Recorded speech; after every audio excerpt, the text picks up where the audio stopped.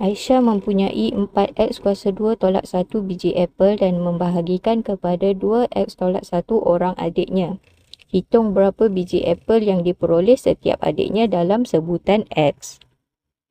So, kita ada maklumat bilangan apel sama dengan 4x kuasa 2 tolak 1 biji dan bilangan adik dia ada 2x tolak 1 orang. So, dari sini untuk dapatkan bilangan apel yang adik dia dapat, kita bahagikan bilangan apel dengan bilangan adik. Masukkan persamaan bilangan apel 4x kuasa 2 tolak 1 dan bilangan adik 2x tolak 1.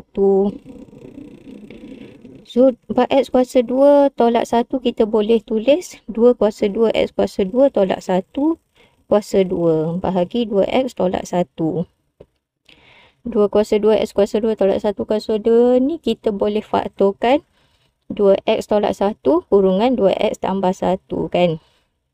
Bahagi 2x tolak 1. So, kita boleh matikan dengan atas dengan yang bawah. Kita akan dapat bilangan apel yang adik dapat sama dengan 2x tambah 1.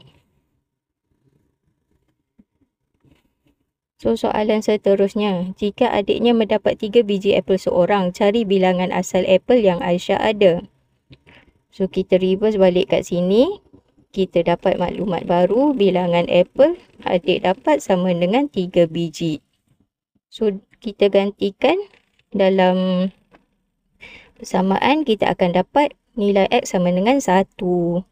So, untuk dapatkan bilangan apel, kita akan gantikan nilai X tu dalam persamaan bilangan apel.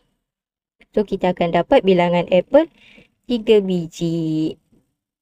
Tu jawapan bonus lagi satu. Kita boleh cari bilangan adik juga. Gantikan nilai X, kita akan dapat bilangan adik dia berapa? 1 orang je rupanya.